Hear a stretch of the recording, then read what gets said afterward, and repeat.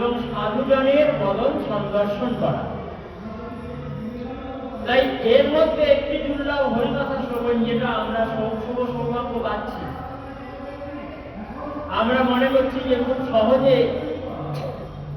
সহজে বোধহয় এই হরিকথা শোনা যায় না।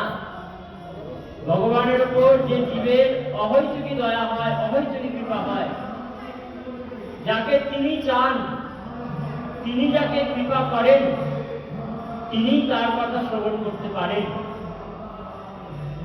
আর বিনু সৎসঙ্গ হরিকথা কেহ বিনু মোহনা ভাব, মোহ গেরু বিনু রাম পদ হয়ে না দৃঢ় অনুরাগ। সাধু সঙ্গ ছাড়া, হরিকথা ছাড়া, সন্ত সমাগম হরিকথা এই দুটি ছাড়া কি হয় বলে দেহ বিনু মোহনা ভাব। আমরা যে মোহেতে আবিষ্ট হয়ে আছি, আমরা যে মোহেতে আবদ্ধ হয়ে আছি, এই মোহ যাবে কিভাবে না? মোহ যেতে গেলে একমাত্র প্রয়োজন হরিকথা শ্রবণের। মোহ কি? অনিত্য বস্তুর প্রতি আসক্তির নাম মোহ। যেটা থাকবে না তাকে আমার বলে মেনে নেওয়া, এর নাম মোহ। মোহ কাকে বলে?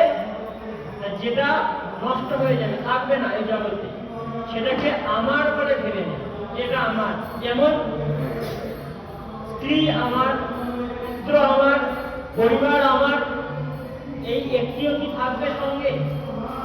এক সময় এগুলির মধ্যে যে কোনো একটি করে বিনষ্ট হবে। হয় আপনি আগে যাবেন, নাহলে তারা আগে যাবে, তাই তো? সেই প্রেয়সী দেবে ছড়া অমঙ্গল হবে বলে, তাই না? শ্যামা সংগীতে বলছে সেই প্রেয়সী দেবে ছড়া অমঙ্গল হবে বলে।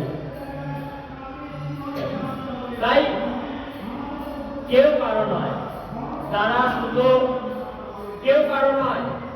এই যে এদেরকে আমরা নিজের বলে মেনে রেখেছি, এমনকি আমাদের এই যে দেহটা, এটাও পরে অনিত্য। এই অনিত্য বস্তুকে যে নিত্য বলে ভেবে রেখেছি, আমার বলে, আমার বস্তু বলে ভেবে রেখেছি যে এটা থাকবে, এটাকে বাঁচাবার জন্য, এটাকে ভালো করার জন্য আমরা চেষ্টা করি। যেমন করে অর্জুনের চতুর্গৃহ, দুর্যোধন যে চতুর্গৃহ বানিয়েছিলেন অর্জুনদেরকে বধ করবেন বলে, পুড়িয়ে মারবেন বলে, লাক্ষাগৃহ করেছিলেন না? তো সেই গৃহে কি হয়েছিল না, সেই চতুর্গৃহে আগুন লাগার আগে গৃহটি দেখতে অপূর্ব সুন্দর। অর্জুন মনে করছিলেন যে এই গৃহ এত সুন্দর, এখানেই থাকবে, তাই এর রক্ষণাবেক্ষণের দায়িত্ব আমার, এই কথা ভাবছিলেন অর্জুন। ঠিক সেই রকম আমাদের এই দেহগুলি হচ্ছে সব চতুর্গৃহ। আজ না হয় কাল আগুন লাগবে। এই দেহগুলি কি? চতুর্গৃহ। ভগবান গীতায় বলছেন যে হে পার্থ, এই দেহ অনিত্যম অসুখম লোকম ইমং প্রাপ্য ভয়স্যমাম। হে অর্জুন, হে ভারত, এই জগৎ, এই দেহ অনিত্যম এবং অসুখম, সুখকর নয়। তাই ইমং প্রাপ্য ভজস্যমাম, এই দেহ পেয়ে মানুষ যদি আমাকে ভজনা করে, তবে এই দেহ আমাদের কাছে সুখদ, সুখ প্রদান করতে পারে। নতুবা আমাদেরকে দুঃখ ছাড়া, কষ্ট ছাড়া এই দেহ আর অন্য কিছু দেয় না। তাই একদিন না একদিন তো আমাদের এই চতুর্গৃহগুলিতে আগুন লাগবেই, তাই না? আমরা কি করি? আমরা এই গৃহগুলিকে বাঁচাবার চেষ্টা করি। কারণ ধরুন দাঁত ফাঁক করে আছে, তো সেই জায়গায় আরেকটা দাঁত বসিয়ে, দাঁত বাঁধিয়ে ভাবে যে গৃহটাকে যদি ভালো করে মেরামত করে রাখা যায়। কেন না? এই দেহটার প্রতি মমত্ব বুদ্ধি, আমার বোধ। একটি বাড়ি যেটা আপনার, সেই বাড়িটা যদি আপনি কাউকে বিক্রি করে দেন, বিক্রি করার আগে সেই বাড়িতে যদি কেউ একটা দাগ করে না, আপনার গায়ে লাগবে, তাই না? আর বাড়িটা বিক্রি করে দেওয়ার পরে টাকা পেয়ে গেছেন হাতে, এমন সময় যদি ওই বাড়িতে কেউ আগুনও লাগিয়ে দেয়, আপনার কিছু মনে হবে কি? হবে না। কেন? বাড়িটা তো বিক্রি করে দিয়েছি, এখন আর আমার নেই। যেটা আমার নেই, লোকের সম্পত্তি, তার জন্য শোক করে করবো কি? এইটাই মনে হবে। তাই বলছে যে আমাদের এই দেহগুলিকে যতদিন আমরা আমার বলে ভেবে রেখেছি, ততদিন পর্যন্ত আমাদের দুঃখ। এর নাম মোহ। सच बोलो दिन रहो छोड़ परधन की आस, ऐसे हरि ना मिले तो जामिन तुलसीदास। যে বলছেন সেখানে বলছেন ছোড়ো পরধন কি আস, পরের সম্পত্তির আশা ছেড়ে দাও। এই দেহটা আমার সম্পত্তি নয়, আমরা এর আশা করে বসে আছি। আমরা এর আশা করে বসে আছি, ভাবছি এই দেহটা আমার এবং আমার সঙ্গে সব সময় থাকবে। কেউ থাকে না। रहे ना रावण सम अभिमानी, हिरणाकश्यप संवरदानी, खान विभो के खान, भजले श्री भगवान, जगत में कुछ दिन का मेहमान, भजले श्री भगवान। রাবণের মতো অভিমানী জগতে থাকলো না, হিরণ্যকশিপুরের মতো বরদানি তিনিও পৃথিবীতে থাকলেন না। তাই আমরা তো সাধারণ তুচ্ছ জীব, আমরা কিভাবে থাকবো? তাই আমরা জগতে কিছুদিনের আত্মীয় মাত্র, অতিথি মাত্র। অতিথি মানে কি? যার আসার আর যাওয়ার কোনো তিথি নেই। আমাদেরও আসার আর যাওয়ার কোনো তিথি নেই, যখন তখন আসি, যখন তখন যাই। সেই জন্য আমরা এই জগতের কয়েকটা দিনের অতিথি মাত্র। তাই জগৎ মে কুছ দিন কা মেহমান, ভজলে শ্রী ভগবান। তাই যতদিন অতিথি হয়ে এসেছি, সেই ভগবানের আতিথ্য গ্রহণ করে তাকে খুশি করতে হবে, এটাই আমাদের কাজ। সেই জন্য এই পরের দেহটাকে আমরা নিজের ধরে মেনে রেখেছি, এটাই আমাদের দোষ। এর নাম মোহ। এই মোহ আমাদেরকে পাশে আবদ্ধ করে রেখেছে। একজন ব্যক্তি ছিলেন, তিনি একজন সাধু বাবার কাছে যান। সাধু বাবা, জানেন তো আমার এই সংসার একদম ভালো লাগে না, বারবার মনে হয় কখন এই সংসার ছেড়ে আপনার চরণতলে এসে আশ্রয় নেব, বারবার মনে হয়। সাধু বাবা বলে, বাবা ভালো তো, চলে এসো। কে বারণ করেছে? তখন বলে, না না না না বাবা, সেটা তো ঠিক আছে, আমি তো আপনার কাছে আসতেই পারি, কিন্তু কি করবো, কাঁচা সংসার, স্ত্রীও এখনো বেশি বয়স হয়নি, বুদ্ধিটা বেশ পাকেনি, ছেলে মেয়েগুলো বেশ নাবালিকা হয়ে রয়েছে, এখনো বালক হয়নি, এখনো যুবক হয়নি যে মেয়েটার বিয়ে দিয়ে দেবো আর ছেলেটা চাকরি করবে, পয়সা ইনকাম করবে, যার ফলে সংসারটা ভালো করে চলবে, আমি নিশ্চিন্ত হয়ে আপনার কাছে থাকতে পারি। কি করবো, কর্তব্য তো অবহেলা করা যায় না বাবা। সাধু বাবা বলে, বাহ, এর বেশ ভালো জ্ঞান রয়েছে মধ্যে, আচ্ছা ঠিক আছে, তুমি তাই করো, সবকিছু মিটে গেলে এসো। তিনি বললেন, ঠিক আছে বাবা, আপনি আশীর্বাদ করুন যেন তাড়াতাড়ি ভালোই ভালোই সব মিটে যায়। বলে, হ্যাঁ, সব মিটে যায়। তো কি হলো, কিছুদিন বাদে মেয়েটার বিয়ে হয়ে গেল, ছেলেটা চাকরি করলো।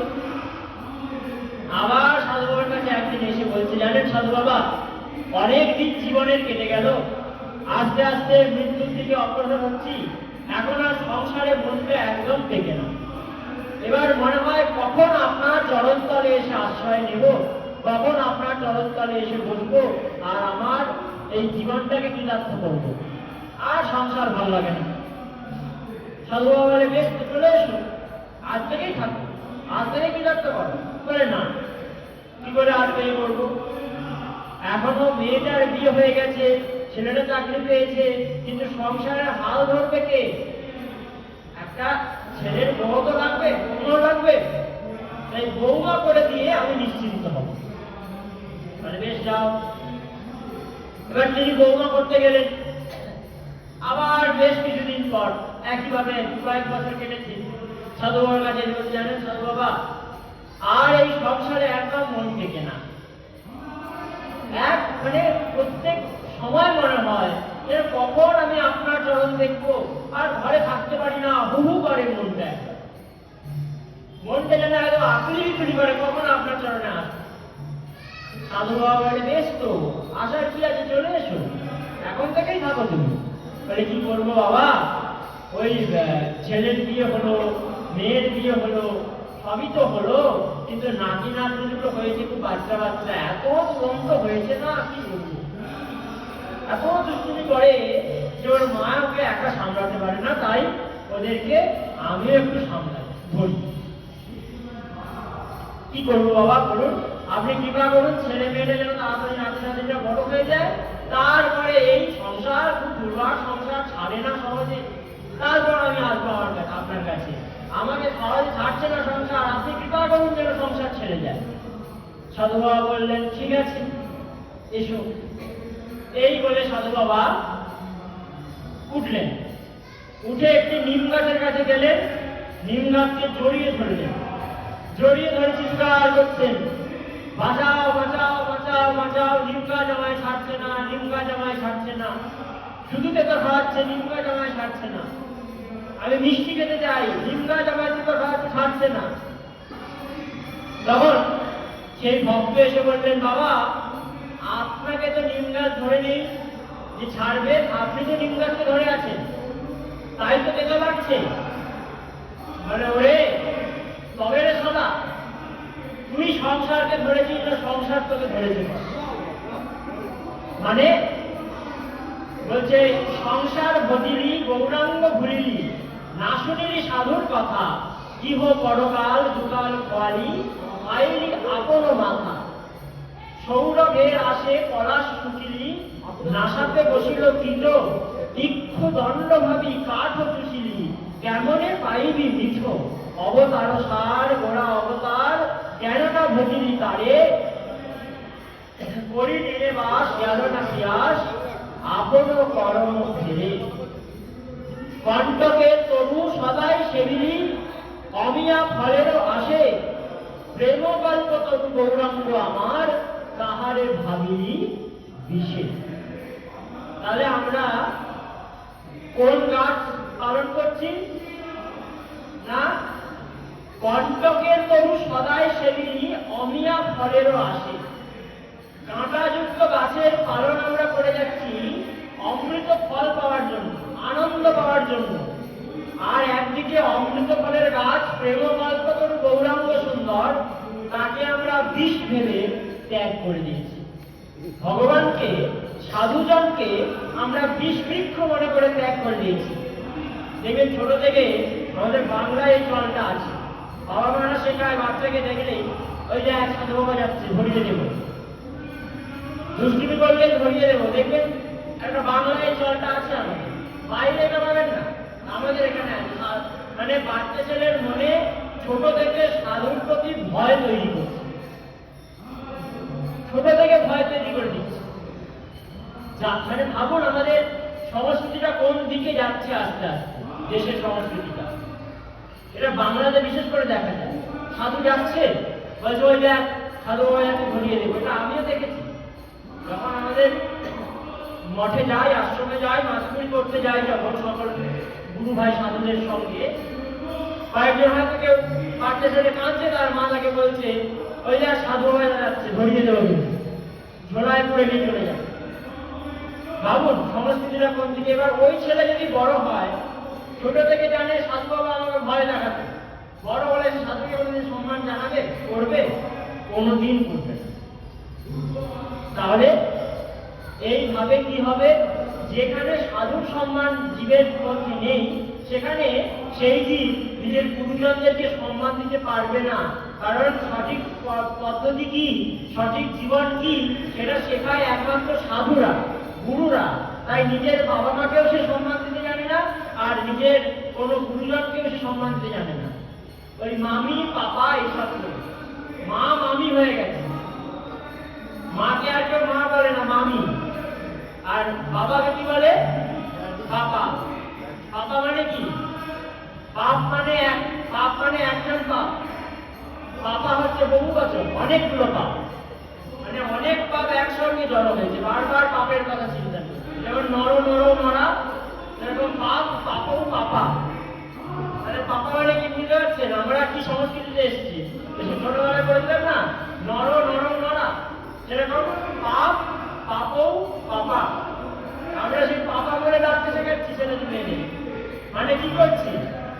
আস্তে ওই পাপকে নিজেদের জীবনে ডেকে আনছি, পাপকে ডেকে আনছি জীবনে। সেজন্য যেটি ভালো সেটিকে খারাপ করে দেখা আমাদের স্বভাব হয়ে যাচ্ছে, আর যেটি খারাপ সেটিকে ভালো করে দেখা আমাদের স্বভাব হয়ে যাচ্ছে। এই দুটোই কিন্তু ক্ষতি করে। ধরুন একটা কাল সর্প, কাল সাপ, তাকে যদি আপনি হাতে করে ধরে রাখেন, মুখে করে চুন খান, তাহলে কি সে খুব ভালো কাজ করবে আপনার সঙ্গে? সেরকম এই সংসারটা আমাদের কাছে কাল সর্পের মতো, তাকে আমরা আদর করছি। সেই জন্য বলছেন কণ্টকের তরু সদাই সেবিলি, এটা কাঁটাযুক্ত গাছ, সেইটার আমরা সেবা করছি অমিয়া ফলের আশে, অমৃত ফল পাওয়ার জন্য। আর প্রেম কল্পতরু গৌরাঙ্গ আমার, তাহারে ভাবিলি বিষ। যেখানে প্রেমের কল্পতরু বহু সুন্দর, তাকে আমরা বিষ মনে করে ত্যাগ করে দিই। আর বলছেন যে সংসার ভজিলি গৌরাঙ্গ ভুলিলি, না শুনিলি সাধুর কথা, ইহ পরকাল দুকাল খোয়ালি, খাইলি আপন মাথা। সংসার ভজে কি হলো না, গৌরকে ভুলে গেলাম, আর ইহ পরকাল দুকাল খইয়ে ফেললাম। সৌরভের আসে পলাশ শুকিলি, নাসাতে বসিল কীট। মানে ভালো গন্ধ পাওয়ার জন্য ফুল শুকতে গেলাম, কিন্তু কোন ফুল? যে ফুলের কোনো গন্ধ নেই। বলি না যে ছোটবেলায় যে ভাব সম্প্রসারণ হতো, দেখিতে পলাশ ফুল কিবা মনোহর, গন্ধ বিনা কেহ তারে করে না। এরকম ছিল না একটা কবিতা, বলতে ভাব সম্প্রসারণ করো। তো সেই পলাশ ফুল, তার কোনো গন্ধ নেই, দেখতে খুব সুন্দর। সেরকম আমরা কি করছি, আমরা আনন্দ পাওয়ার জন্য ওই পলাশ ফুলের গন্ধ শুনছি, আর ইক্ষু দণ্ড ভাবি কাঠ চুষি, আখের লাঠি মনে করে কাঠকে চুষতে আরম্ভ করেছে। তার ফলে কি হলো, কেমনে পাইলি মিঠো, মিষ্টি তো পাওয়া যাবে না, দাঁতগুলো কামড়ে, তাই না? আমাদের সেই দশা। তাই এই দেহটা আমার নয়, এটাকে আমার ভেবে রেখেছি। এই যে ভুল ধারণা, এই ধারণায় আমাদেরকে জগতে বেঁধে রেখেছে, এরই নাম হলো মোহ। তাই সাধু বাবা বলছে, তুমি কি সংসার, তোমাকে কি সংসার ছাড়ছে না, তুমি সংসারকে ধরে রেখেছো। গাছ আমায় ধরে নেই, আমি যেমন গাছকে ধরেছি, তেতো নিম গাছকে ভাই তেতো পাচ্ছি, তেমন আমরা তেতো সংসারকে ধরে আছি বলে তেতো খাচ্ছি। তাহলে কি করতে হবে? সংসার ছেড়ে জঙ্গলে বেরিয়ে যাবো? বলে না, হৃদয় থেকে সংসারের প্রতি মান্যতাকে সরিয়ে দেওয়া, মানে ভেসে থাকা, বেশি না ডুব দেওয়া।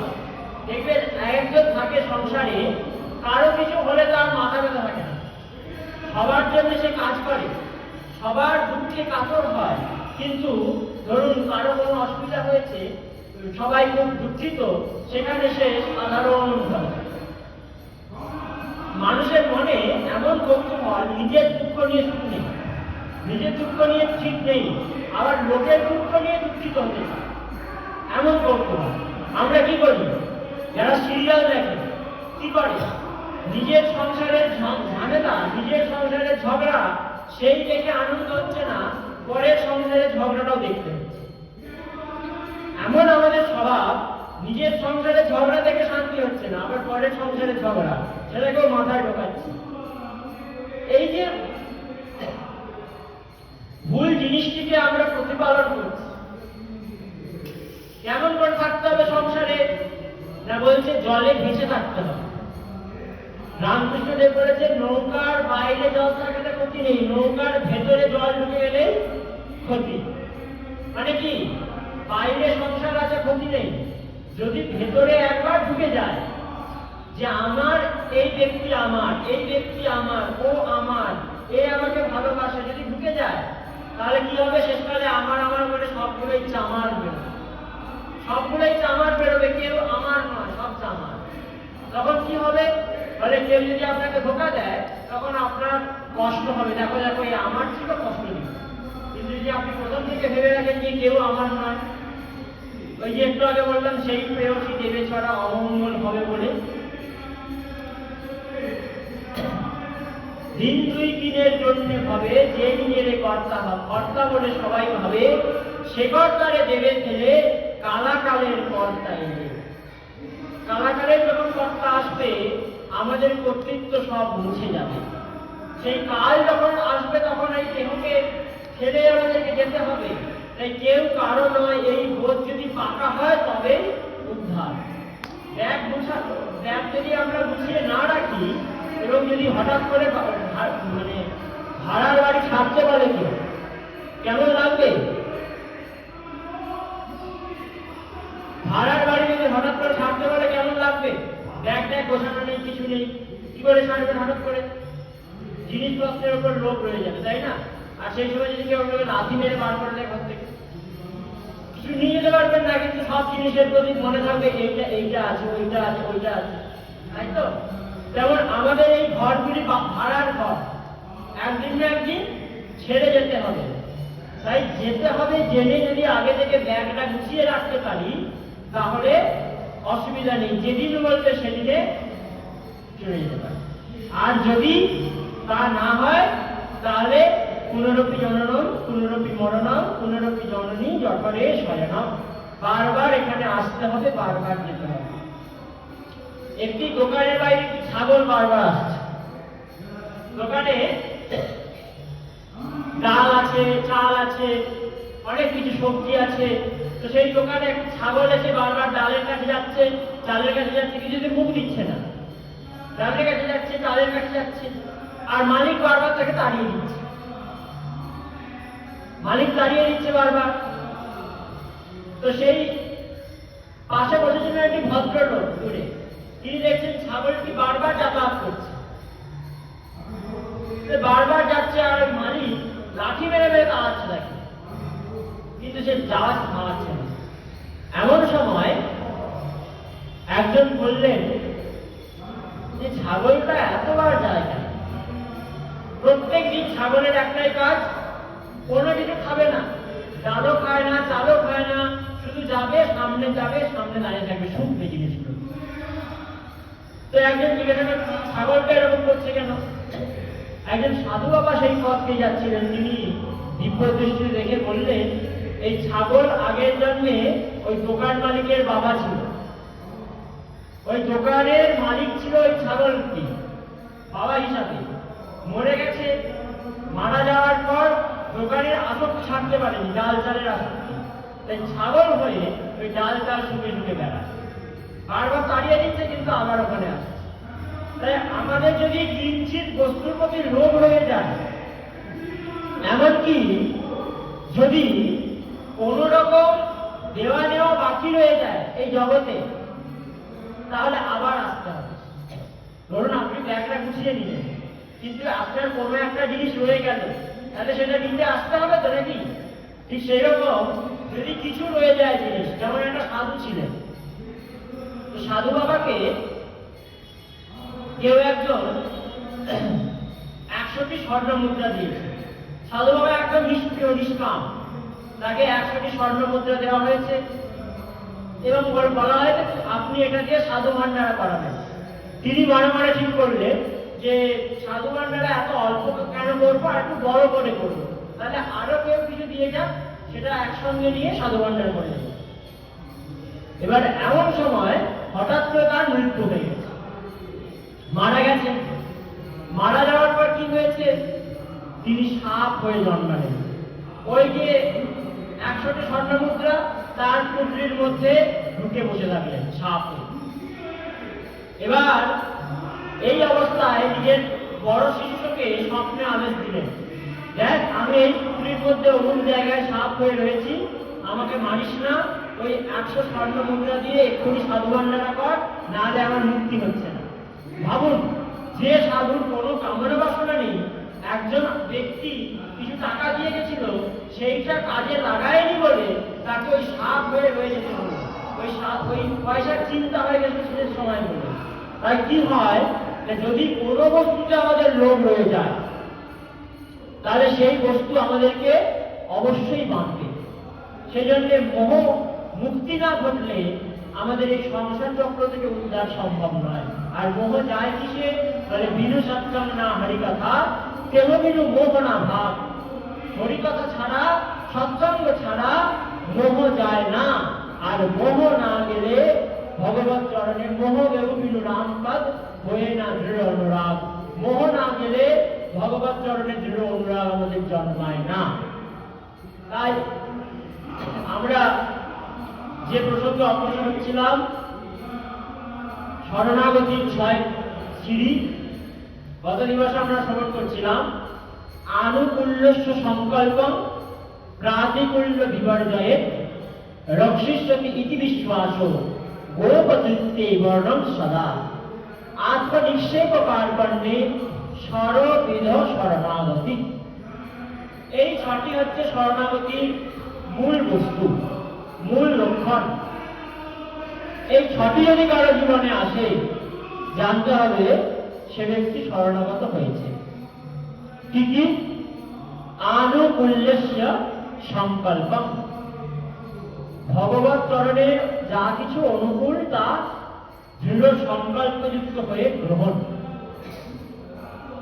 ভগবত চরণে যা কিছু অনুকূল তা সংকল্পের সঙ্গে গ্রহণ। যে আমার প্রাণ চলে যাবে তবু যেন সংকল্প না কাটে। আমি যেটা করবো বলে মনে করেছি ভগবানের চরণে যাওয়ার জন্য, যে নিয়ম ধারণ করেছি, প্রাণ চলে যাক, নিয়ম যেন না বন্ধ হয়। এই অনুকূলতাকে সংকল্প করা মানে সাধু সঙ্গে নিত্য যাওয়া। এগুলি হচ্ছে ভগবত চরণের অনুকূলতা। সাধু সঙ্গে নিত্য যাওয়া, ভগবানের কথা নিত্য শ্রবণ করা, গুরুর সঙ্গ করা, হরি ভজন করা, এগুলো হচ্ছে অনুকূলতা। যেমন আপনি যদি স্রোতের অনুকূলে চলেন তাহলে কি হবে? আপনার নৌকা তাড়াতাড়ি যাবে, তাই তো? আর যদি প্রতিকূলে চলেন কি হবে? আপনি যতই স্পিড তুলুন নৌকায়, যেতে দেরি হবে।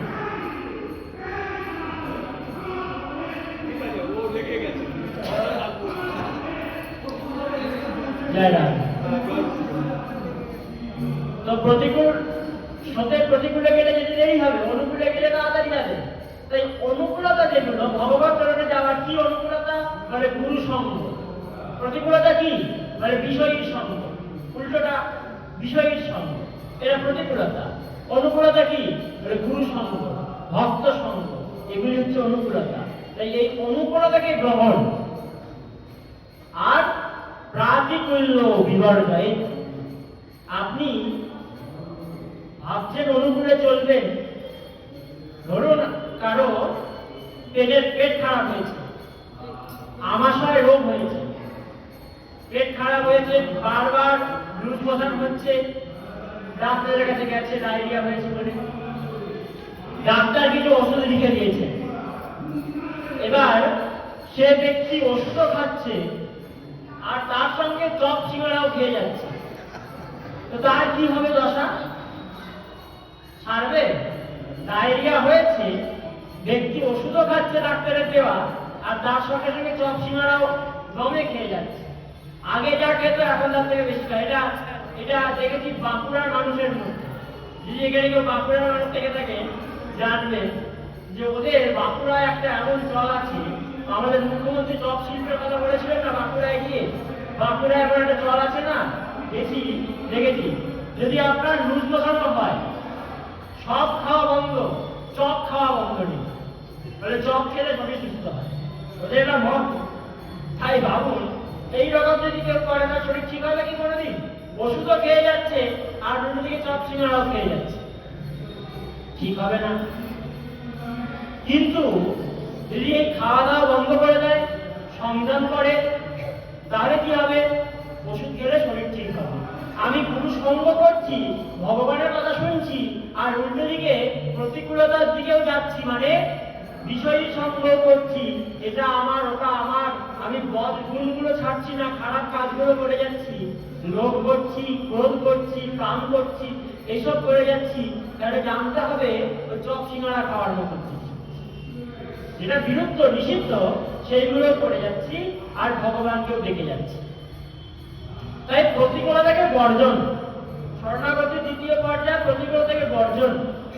তা সে যত বড়ই ব্যক্তি হোক, যত বড় ব্যক্তি, যত বড় বস্তু হোক, তাকে ত্যাগ।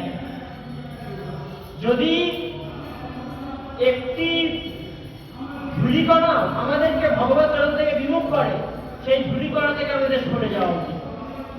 ধরো একটি বড় অট্টালিকা, আপনার বাড়ি, সেই বাড়ি দেখে আপনার মনে হয় বাড়িটা আমার, কত সুন্দর, এটা আমার, এইভাবে মনে হচ্ছে এবং বাড়ির প্রতি মোহ জন্মাচ্ছে। তাহলে জানতে হবে এই বাড়িটি আপনার জন্য বিষময়, ওইটি আপনার প্রতিকূলতা, ওইটি আপনার প্রতিকূলতা। তাই প্রতিকূলতাকে বর্জন, অনুকূলতাকে গ্রহণ। তা সে নিজের মা হোক, নিজের বাবা হোক, নিজের গুরু হোক, নিজের পতি হোক, দেবতা হোক, যে কোনো কিছু হোক, যদি ভগবত ভজনের পথে বিমুখ হয় তাকে ত্যাগ করতে হয়। এটা শাস্ত্রের আদেশ। গুরু ন সস্যাৎ, স্বজনৌ ন সস্যাৎ, দৈবং ন তস্যাৎ, না প্রতিষ্ঠ সস্যাৎ, পিতা ন সস্যাৎ, মাতা ন সস্যাৎ। বলছে সেই গুরু গুরু নয়, সেই পিতা পিতা নয়, সেই মাতা মাতা নয়। কে? বলে যে আমাদেরকে হরি ভজনে বিমুখ করে, তাই তাকে ত্যাগ করা উচিত। যেমন আগের দিন বলছিলাম না, ভরত রামচন্দ্রের ভাই নিজের মাকে ত্যাগ করলেন, মা বলে রাখেননি। কেন? কৈকেয়ীর মা রামচন্দ্রকে বনবাসে পাঠিয়েছেন। আর প্রহ্লাদ মহারাজ নিজের বাবাকে বাবা বলে ডাকেননি, প্রহ্লাদ মহারাজ নিজের বাবাকে বাবা বলে ডাকেননি। আর বলি মহারাজ নিজের গুরুদেবকে ত্যাগ করলেন, নিজের গুরু ত্যাগ করে দিলেন বলি মহারাজ। তাই প্রতিকূলতাকে বর্জন, আনুকূল্য সংকল্পম প্রাতিকূল্য বিপর্যয়ে রক্ষিষ্যতি ইতি বিশ্বাস গোপতিত্বে বর্ণম সদা। তিনি আমায় রক্ষা করবেন, এতে দৃঢ় বিশ্বাস। অন্য কিছু জীবনে থাকবে না, বিশ্বাস একমাত্র তার চরণে। তার চরণ ছাড়া অন্য জায়গায় বিশ্বাস যেন না হয়। রক্ষা যদি করতে হয় তিনি করবেন, অন্য কেউ নয়। গুরুচরণ, ভগবত চরণে দৃঢ় নিষ্ঠা, দৃঢ় বিশ্বাস। একজন চোর চুরি করে পালাচ্ছিলেন, পেছনে পেছনে বেশ বড় একটা রাজার সেনারা সব ছুটছেন চোরকে ধরবেন বলে। চোর কি করেছে, ছুটতে ছুটতে যেতে যেতে দেখলো যে একটা সাধু বাবা বসে আছে রাস্তার ধারে। তখন তিনি কি করলেন, বলে এই সাধু বাবার দুধ যদি আমি ধারণ করতে পারি তাহলে আমাকে আর সন্দেহ কেউ করবে না। গাড়ি যটা সঙ্গে ছিল ব্যাগে সব করে সাধু সেজে ওই চোরের ওই সেনাদেরই পাশ দিয়ে নারায়ণ নারায়ণ নারায়ণ নারায়ণ করতে করতে যাচ্ছে। শিব শিব শিব শিব শিব শিব, আলাপ নিরঞ্জন হর হর বম বম, এই করতে করতে সাধু চলেছে। দেখে ধরে ভাবছে সবাই, সেনারা সব প্রণাম করছে, রুদ্রাক্ষের মালা গলায় আছে, মাঝে মাঝে বলছেন আলাপ নিরঞ্জন করে করছে, চিৎকার করছেন। তাই সবাই মনে করলেন যে বাবারে বড় সাধু হবেন, কোন পথ ছেড়ে দিন, পথ ছেড়ে দিলেন। কিছু প্রশ্ন করলেন। একটি গোয়ালা বালক, তিনি ওই পথ দিয়ে যাচ্ছেন। এবার ওই ব্যক্তি পেছনে পেছনে দেখছে যে রাজার সেনারা এখন পেছনে আছে, তাহলে এখন ভাব ছাড়া যাবে না। তাই বলছে আবার এই অলপ নিরঞ্জন করতে করতে যাচ্ছে। শিব শিব বল বেটা, শিব শিব বল, নারায়ণ বল বেটা, নারায়ণ বল, এ সংসার মোহ মায়া হ্যাঁ, এরকম করতে করতে ত্রিশূল নিয়ে তিনি চলেছেন পথ দিয়ে। আর সেই ছেলে এসে সে তো ওনার প্রেমে পড়ে গেছেন, সাধু বাবার প্রেমে। সাধু বাবা, আপনি কৃপা করে আমায় দীক্ষা দিন, আমি আপনার কাছে দীক্ষা দিতে চাই। এবার বলে বাবারে আমি মন্ত্রের মোহ জানি না, দীক্ষা কি দেবো? আমি তো চুরি করতে জানি, মন্ত্র জানি না, মাল জানি, মানে পয়সা। যার যেমন ভাবনা, মদিয়েই সব হয়, মদিয়েই মা হয়, মদিয়েই মাটি হয়, মদিয়েই মাংস হয়, মদিয়েই সব হয়, তাই না? মদিয়েই মাছ হয়। তাহলে আমি তো মাল জানি, আমি মন্ত্র জানি না, তাই আমি কি করে দীক্ষা দেবো? মনে মনে ভাবছেন। আর তিন লোক ছাড়ছেন না, বাবা আপনি দীক্ষা দিয়ে দিন। পেছনে সেনারা দাঁড়িয়ে পড়েছে। বলে সাধু মনে মনে ভাবছে যে সেনারা দাঁড়িয়েছে, যদি দীক্ষা একে না দিতে পারি ভাববে আমি নকল সাধু। আর নকল সাধু ভাবলেই আমাকে তো চেক করতে আসবে আর দাড়ি টানলেই ধরা পড়ে যাবো, তাহলে কিছু একটা বলে দিই। এই বলে বলছে গরু গরু বলবি যা, গরু গরু বলবি যা বলে তাকে ওই মন্ত্র দিয়ে তিনি কেটে পড়েছেন, লেগে গেছেন। এবার সেই ভক্ত সবসময় গরু গরু জপ করে, জপ করতে করতে করতে করতে কি হলো, কিছুক্ষণের মধ্যে তার কাছে ভগবান কৃষ্ণচন্দ্র এসে প্রকট হয়ে গেলেন কাশীর তলায়। এসে ডাকছে যে আমি এসেছি তোমাকে দেখা দেবো বলে। বলে তুমি কে? বলে আমি ভগবান কৃষ্ণচন্দ্র। বলে তুমি যে কৃষ্ণ কি করে বুঝবো? আমার গুরুদেব তো আমাকে বলে দেয়নি যে কে কৃষ্ণ, কেমন কৃষ্ণ। গরু গরু বলতে বলেছে, কিন্তু কৃষ্ণকে তো আমি চিনি না। এই কে কৃষ্ণ কি করে বুঝবো? তুমি যে কৃষ্ণ আসো, তুমি যে নকল কেউ না, কি করে বুঝবো? বলে আরে আমি আসল কৃষ্ণ, জগতে সবাই আমার কৃষ্ণ বলে ডাকে, শাস্ত্রের সঙ্গে মিলিয়ে না। বলে আরে শাস্ত্র দিয়ে কি করে বেরাবো, শাস্ত্রের তো সব জানি না, আমি তো মূর্খ। তখন বলছে তাহলে কি উপায়? বলে তুমি দাঁড়াও এখানে, আমি আমার গুরুদেবকে ডেকে আনি। গুরুদেব যদি বলে দেয় তুমি কৃষ্ণ, তাহলে মেনে নেবো তুমি কৃষ্ণ। বলে ঠিক আছে, গুরুদেবকে ডেকে আনো। তখন বললেন যে গুরুদেবকে তো ডেকে আনবো, তুমি যদি তার মধ্যে পালিয়ে যাও। বলে তাহলে কি করতে চাও? বলে তোমাকে কাঠের সঙ্গে বেঁধে দিয়ে যাও। ভাবুন, স্বয়ং ভগবান কৃষ্ণ এসেছেন তাকে দেখা দেবেন বলে, আর ভক্ত বলছেন তোমাকে কাঠের সঙ্গে বেঁধে রেখে যাবো, গুরুকে ডেকে আনি। গুরু যদি ডেকে বলে তুমি কৃষ্ণ, তাহলে বিশ্বাস করবো তুমি কৃষ্ণ। ভগবান বলে ঠিক আছে, বেঁধে রাখো। যে কৃষ্ণকে যশোদামা বাঁধতে পারেননি ভালো করে, সেই কৃষ্ণকে ওই ভক্ত দড়ি দিয়ে বেঁধে কিসের জোরে? গুরু চরণে বিশ্বাসের জন্য বেঁধে ফেললেন। এমন সময় তিনি গুরুর খোঁজে বেরিয়েছেন। এবার যেতে যেতে দেখতে পেলেন, হ্যাঁ সেই গুরুদেব ঘোরাঘুরি করছে সামনে, সাধুর বেশ খুলবেন বলে রেডি হচ্ছিলেন।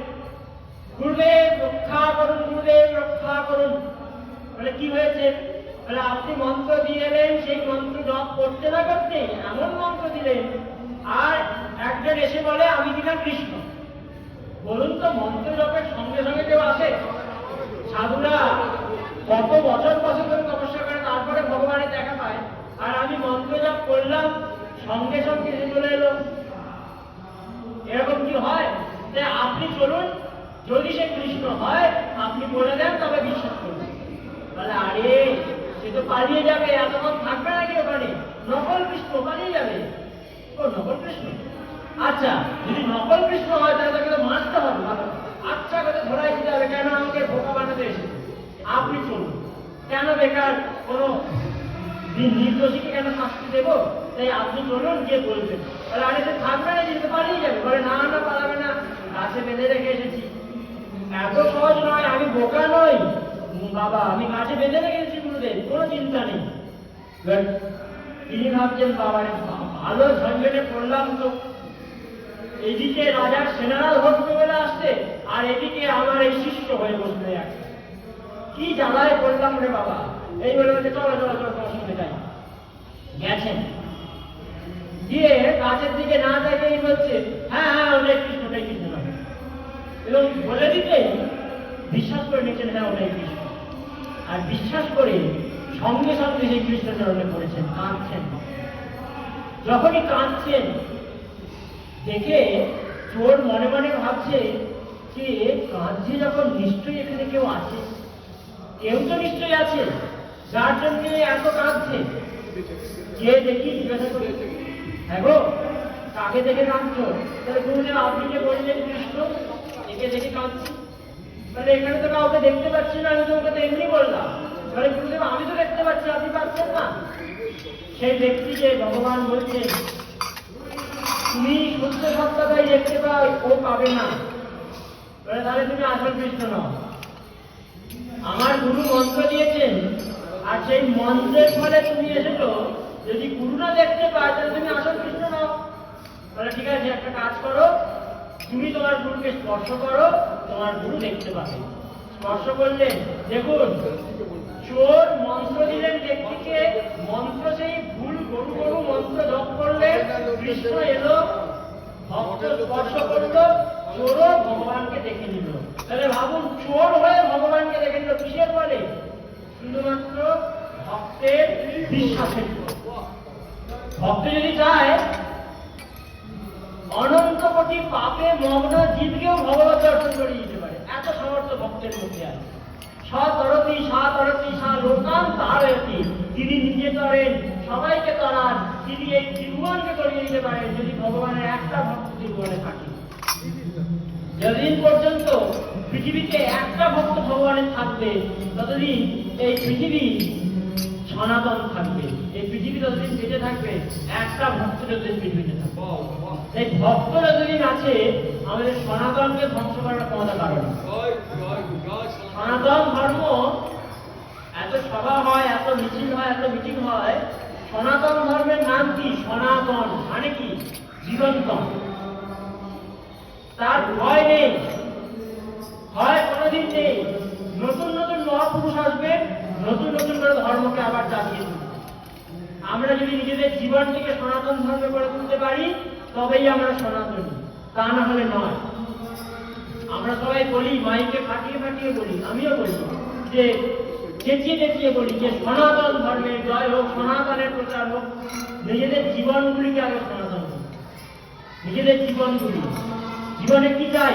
অহিংসা, সত্যম, অক্রোধম, শৌচ, সংযম। এই বচন, হিংসা করা যাবে না, সত্য বচন বলতে হবে, আর সংযমে থাকতে হবে। যদি এগুলি না থাকে তাহলে আমরা মানব ধর্মে বা সনাতন ধর্মে নেই। তখন থাকবো যখন সত্য থাকবে জীবনে। তাই এই হচ্ছে আমাদের ধর্ম। যদি বিশ্বাস থাকে জীবনে, তাহলে ভগবানকে আমরা অবশ্যই প্রাপ্ত করতে পারবো। তাই আজকে এখানে বিশ্রাম রাখি। রক্ষিত তিনি বিশ্বাস, এতে দৃঢ় বিশ্বাস থাকলে আমরা ভগবানকে পাবো।